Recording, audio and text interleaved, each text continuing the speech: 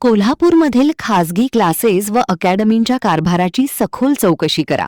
ठाकरेंच्या शिवसेनेने जिल्हाधिकाऱ्यांकडे केली मागणी.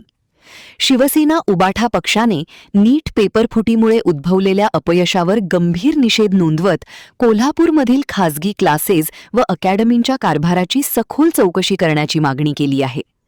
पक्षाने नॅशनल टेस्टिंग एजन्सीच्या त्रुटीमुळे विद्यार्थ्यांना झालेले शैक्षणिक व मानसिक नुकसान लक्षात घेता दोषींवर कठोर कारवाई करावी असे आवाहन केले आहे. जिल्हाधिकाऱ्यांना दिलेल्या निवेदनात पालकांकडून आकारलेली फी तात्काळ परत करण्याची मागणी केली आहे.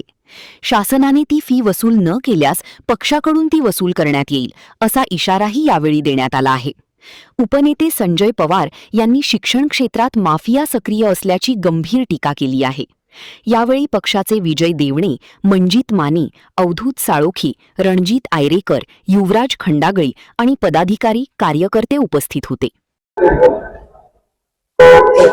शिक्षण क्षेत्रामध्ये सुद्धा आता माफिया राजचं आता आगमन झालेलं आहे.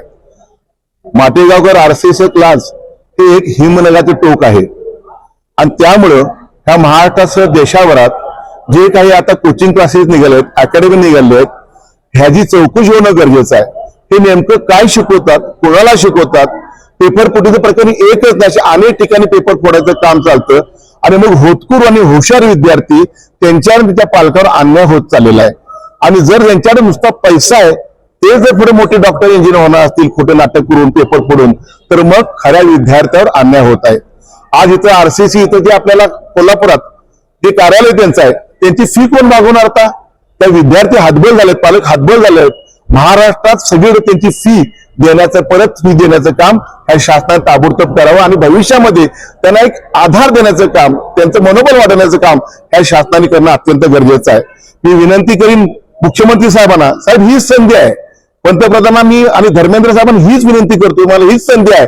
माफिया राज्य महाराष्ट्रात आणि देशभरात चाललेला आहे ते उखडून टाका आणि इथला चाललेला कारभार, शैक्षणिक कारभार जो घाणेरडा झालेला आहे, तो महाराष्ट्रात बदनाम झालाय, तो थांबवण्याचा प्रामाणिक प्रयत्न करा. तरच ह्या महाराष्ट्रातील देशाचे विद्यार्थी आणि त्यांचे पालक भविष्यात तुम्हाला माफ करतील, आता माफ करणार नाहीत ही जी आम्हाला खात्री आहे. सेटचा पेपर पण फुटल्याचं तुम्ही सांगितलं. ते सेटचा पेपर सुद्धा फुटला. ही लागण नुसती देशभरात झालेली नाही, तर कोल्हापूरचा शिवाजी विद्यापीठमध्ये सेटचा पेपर फुटलेला आहे.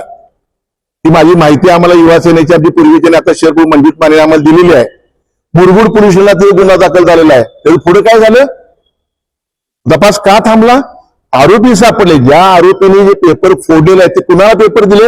आमच्यामध्ये 280 लोकांना पेपर दिले आहेत. ते 280 कोण आहेत? ती यादी शोधण्याचं काम पोलीस प्रशासन नाही, जिल्हा प्रशासन नाही.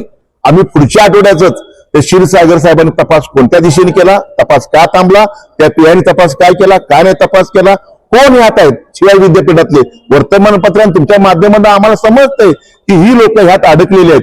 का त्यांच्यावर कारवाई झालेली नाही अजून? ती कारवाई होणं गरजेचं आहे. आणि मगाही सांगितल्याबरोबर समूळ नष्ट माफिया राज, पैसे खाणारे, पेपर फोडणारे यांना कायमचे अद्दल घडवण्याचं काम शासनाने करावं.